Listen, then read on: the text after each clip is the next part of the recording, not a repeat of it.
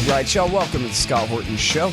I am the director of the Libertarian Institute, editorial director of antiwar.com, author of the book Fool's Errand, Time to End the War in Afghanistan, and I've recorded more than 5,000 interviews going back to 2003, all of which are available at scotthorton.org. You can also sign up for the podcast feed. The full archive is also available at youtube.com/Scott Horton Show. All right, you guys, on the line, I've got the great Stephen Zunes. He is a professor of politics at the University of San Francisco. And over there at accuracy.org, they recently put out a press release about Susan Rice, who is likely, I guess, who is said to be on the short list to possibly be named to be Joe Biden's vice president in the upcoming presidential race here. So,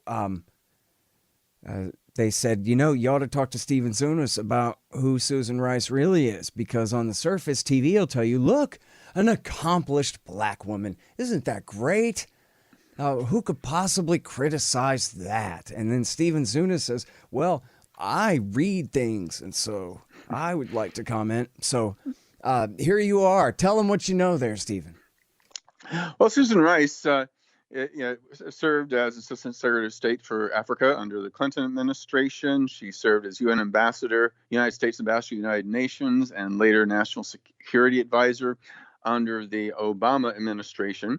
And she got a reputation of being among the more hawkish members of the foreign policy elite.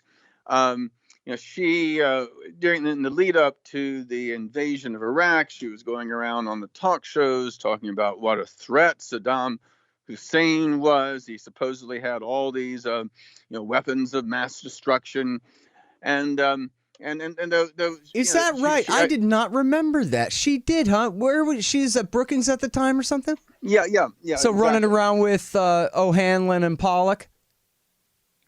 Very, very much so. And, I see. Isn't that interesting? Okay, I'm sorry. Go ahead. Yeah, and the thing was, what was particularly, disturbing. I mean, you may remember Colin Powell's speech before the United Nations, which was widely ridiculed. Because he showed these fuzzy photographs and said, it shows Iraq has all these weapons and somehow the inspectors that were crawling all over Iraq at that point, they'd finally been let back in. They weren't finding him, but he said, they were there anyway. And she made a statement that said, Powell proved that Iraq had these weapons and is hiding them, and I don't think many informed people doubted that. And this is Orwellian. I mean, those who blindly accepted Powell's transparently false claims were well informed, while UN officials, arms control specialists, and others knowledgeable of the reality of the situation were presumably otherwise. She also, talked about, these, that Saddam's weapons of mass destructions need to be dealt with forcibly, and that's the path we're on. It's clear that Iraq is a major threat. And it was, and here's someone who clearly doesn't know the difference between real and imagined threats, and yet she's praised as this expert on foreign policy, and it's not just on Iraq. I mean, she. You know what though? Stop at Iraq for a second though, because she was in what exactly do you remember was her title in the Clinton administration there in the later Clinton years? Administration, she was Assistant Secretary of State for Africa. And had more general foreign policy positions under Obama. Still, but it wasn't like she was Dick Cheney off in Houston working for Halliburton and with Enron or something. She had been right there. Had a front row seat to America's real policy against helpless Iraq, and so had to be lying, right? Oh yeah. I have a hard time. She's as smart as everybody says she is. Yeah. Because we try to be charitable and say, well, maybe she was a damned fool, but no, couldn't possibly be. Not in this case. Yeah. And to be so adamant about. Well, what's also kind of weird about it, and there's this widely circulated article from the Chicago Tribune that said, oh no, she did not support the Iraq War. And technically speaking, if you look carefully, I have not found her saying, yes, let's invade Iraq. But everything she said was reinforcing the argument for war and denigrating the arguments against war. Right. And so she was trying to have it both ways, because she wanted to oppose to the next Democratic administration. And so she was kind of hedging her bets. Yeah. And, not only was she wrong, I would argue that's pretty damn unethical to, on the most important foreign policy decision of the decade, of the generation, to be trying to, to have it both ways and in such ways. Saying, I didn't really support the war. I just helped make it possible. Right. When, of course, the real case there was not just that the case for war was a lie. It was that this is going to be an absolute catastrophe. You're going to the father deliberately decided not to march to Baghdad because of reasons. And you're saying you're going to go in there and knock the whole thing over and stay? Mm-hmm. It's madness. If I had asked you in 2002 or you had asked me in 2002, we would have told each other, this is absolutely crazy. This isn't just wrong. This is going to be a nightmare. Yeah, exactly. 90% of Mideast scholars, 90% of U.S. Mideast scholars, and I'd say 80% of State Department specialists, State Department veteran, Foreign Service officers specializing in the Middle East, knew this was going to be an utter disaster. So it wasn't like the opinion was evenly divided or that everybody supported the war, as people are trying to say nowadays. Right. There's a pretty broad consensus, that this was. It's a so to go around, saying she had no way of knowing otherwise is ridiculous. Exactly right, because in other words, it was her and O'Hanlon and Pollock and some of those more prominent liberal hawks going along with Bill Kristol and Richard Pearl and the most fanatical of the neoconservatives, while even Jim Baker and Brent Scrowcroft were saying, "Don't do this." Yeah. Exactly. So, you know what? When Brent Scrowcroft writes in the Wall Street Journal, "Don't attack Saddam," well, that's just it. You know what I mean? Anyone of who's worried about their credibility or whatever can just hide behind him, okay? The father's best friend writing a note to the son for the father in the Wall Street freaking Journal saying, please don't do this. Mm-hmm. Anyone, exactly. Even if you were just whatever, a right-wing Republican of any description, anywhere on the right, you could say, I don't know, Brent Scowcroft seems to think that Saddam and Osama ain't the same guy. I don't know. If you were paying attention and were looking for someone to, someone's authority to invoke, how about General Scowcroft, the father's national security advisor during the last war over there? Yeah, exactly. Anyway, I'm just ranting and raving all over your interview. I'm sorry, but I just hate these people. They're smug. For a long time. But unfortunately, Iraq is not an aberration. I remember when she was ambassador to the United Nations, she said that there was no daylight between the United States and the right-wing Israeli government of Benjamin Netanyahu regarding Iran's nuclear program. And this was when Netanyahu was pushing for a unilateral attack. We can look at Africa, which is her specialization, her support for autocratic regimes. She helped suppress a United Nations report criticizing the government of Rwanda, a U.S. ally, for supporting the M23 rebels in eastern Congo. They were led by this notorious warlord wanted by the International Criminal Court. They've wreaked havoc across eastern Congo. But she dismissed the report, saying, "Oh, it's Eastern Congo. If it weren't for them, it would be some other group." And then she also delivered a eulogy for the late authoritarian ruler of Ethiopia, Meles Zenawi. She referred to the dictator as a true friend of mine, and calling him brilliant and uncommonly wise, able to see the big picture and the long game. But she's most notorious, I think, about Israel and Palestine. She I remember Congressman Robert Wexler. He was then leading a right-wing pro-Israel advocacy group. He wrote in an op-ed in Politico that, quote, Israel has, this is when Obama was in office, Israel has no greater champion in the current administration than Susan Rice. And she did her best at the UN to block the United. I mean, yeah, it's true. The United Nations sometimes does go a little overboard in its criticism on Israel, but the resolutions she vetoed, she opposed, were quite reasonable, quite moderate. They didn't question Israel's right to exist. They didn't question Israel's right to self-defense. They just said that Israel, like every country, has to abide by basic international standards like the Fourth Geneva Convention and the United Nations Charter, and you shouldn't go around colonizing countries, nations that you occupied by military force, and you can't go around killing civilians with impunity. And she said, this is all anti-Israel crap. They should not try to resolve the conflict. It should be up to the so-called peace process, which is totally rigged in Israel's favor. She's a really and again, she's called the bombing of civilians legitimate self-defense. She's really hardcore on this issue as well.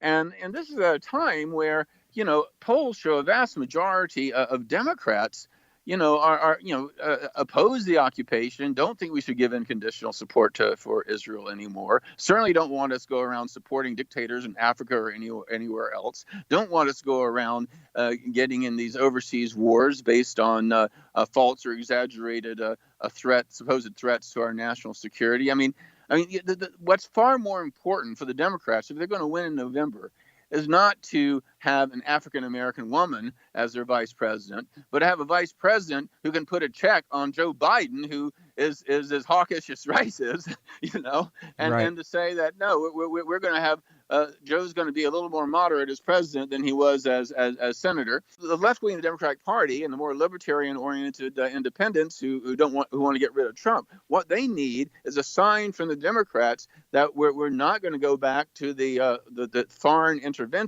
that has gotten us in so much trouble before. And if he chooses Rice, it's going to be just the opposite message. It's going to be say, hey folks, you better vote Green or Libertarian because you sure as hell can't get any hope from the Democrats now. Hey, y'all, check it out. The Libertarian Institute, that's me and my friends, have published 3 great books this year. First is No Quarter, The Ravings of William Norman Grigg. He was the best one of us. Now he's gone, but this great collection is a truly fitting legacy for his fight for freedom. I know you'll love it. Then there's Coming to Palestine by the great Sheldon Richman. It's a collection of 40 important essays he's written over the years about the truth behind the Israel-Palestine conflict. You'll learn so much and highly value this definitive libertarian take on the dispossession of the Palestinians and the reality of their brutal occupation. And last but not least is the great Ron Paul, The Scott Horton Show Interviews, 2004 through 2019. Interview transcripts of all of my interviews of the good doctor over the years on all the wars, money, taxes, the police state, and more. So how do you like that? Pretty good, right? Find them all at libertarianinstitute.org/books. Hey, you guys may know I'm involved in some Libertarian Party politics this year, but you can't hear or read about that at the Libertarian Institute due to 501c3 rules and such. So make sure to sign up for the interviews feed at scotthorton.org and keep an eye on my blog at scotthorton.org/stress. Hey y'all, Scott here. If you want a real education in history and economics, you should check out Tom Woods' Liberty Classroom. Tom and a really great group of professors and experts have put together an entire education of everything they didn't teach you in school but should have. Follow through from the link in the margin at scotthorton.org for Tom Woods' Liberty Classroom. Man, I'll tell you what, to think that anybody could support war in Libya in the year 2011, beginning before Osama was even dead, when we still got troops in Iraq allied with the Shia, still hunting down with drones and special ops guys the last remnants of what was then called the Islamic State of Iraq, Zarqawi's group, Al-Qaeda in Iraq, to take their side in Libya in that moment. Yeah, say what you will about was a invading major Iraq. proponent. She Saddam was a wasn't in the major middle of putting down a bin Ladenite insurgency at the time that we invaded and took their side against him, for God's sake. And I'll never forget, and I'm sorry for repeating myself, everybody, but I love this story so much. I'm driving down Sunset Boulevard in L.A., and I'm listening to right-wing radio, and the host is a Rush Limbaugh clone, kind of typical sort of a guy, the guy that comes on after Rush and just parrots all the same stuff. And he says, even Susan Rice says it's true that Gaddafi is giving all of his army Viagra so that they can rape every woman and girl that they find on their march east to Benghazi. And if even Susan Rice says that's true, when everybody knows what a black, liberal, female, feminine woman she is over there at the United Nations, well, then it's true and we gotta invade. Yeah, it's she has and here's the whole point is that on the key foreign policy issues of the day. Parentheses, that wasn't true. Okay, sorry, go ahead. Yeah, right. On the key foreign policy issues of the day, Rice is far closer to the Bush administration than she is to the majority of rank and file Democrats, and again, this is and that's supposedly her expertise, and she really doesn't. That's the thing that why Rice? I mean, for one thing, if you want to have a black woman, I mean, have someone who has ties to the black community, like Karen Bass or somebody like that. I mean, she doesn't have particular close ties to the black community. In fact, she is a resident of Maine, which is like the whitest state in the country. I mean, she really doesn't add anything to the ticket, other than she's kind of a soulmate to Joe Biden. And what a weird way to get the VP the slot too, right? That there's this quota of the identity of who this has to be, kind of thing. Anyway, and you know what though, and also of course there's the fact she's never run for anything before at all. I mean, she is absolutely untested in terms of, public attraction. Her, and I don't know much about Karen Bass or how people feel about her, but I read a hilarious thing by Kevin Barron at Defense News saying Rice has too much baggage, but Kamala Harris is a promising hawk. She's a reasonable interventionist, and I think that we could work with her. How about her? Yeah. I remember this, I had an article that came out when she was running for president earlier this year that about how right-wing her foreign policy views were, and in fact, she was a prominent Zionist publication praised her as being more AIPAC than J Street. In other words, that she allies with the right-wing American Israel Public Affairs Committee than the more moderate J Street, which is a Zionist pro-Israel but anti-occupation group. And which more and more Democrats are identifying with the J Street wing. It's not as critical of Israel as I am, but J Street is certainly better than AIPAC by a long shot. But she still allies with AIPAC, and their very hardline view on defending the settlements and the occupation and the like. And this is at a time, again, where the rank and file Democrats have moved way to the left on this issue. In fact, especially young Democrats, millennials. I mean, Israel-Palestine to them is, what Central America and Southern Africa were, to those of us who came of age in the 1980s. Yeah, thank God for that. It's a litmus test for one's view on human rights and international law. And if the Democrats are going to win, they're going to need a high turnout. And you can't have people like Rice and Harris and Biden and this awful plank that they push through the Democratic platform, which seems to, essentially be indistinguishable, from the, hard line, pro-Israel policies that have been going on for decades. Yeah.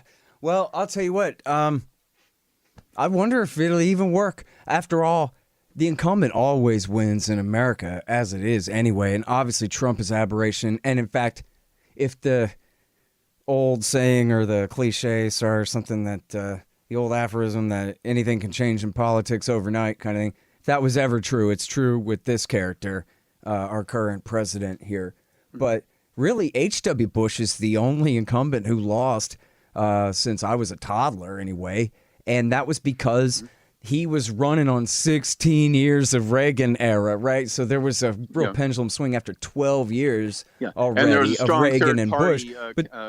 Challenge in the form of Ross Perot, which that's split, true. Absolutely, a huge vote. spoiler there. Yeah, Clinton only got a plurality. Of the popular vote. That is true. That is definitely true. But in any case, though, but Clinton was elected twice. Again, you're right with Perot's help, but also, Bush was not necessarily on a partisan basis. Bush did too. Obama did too.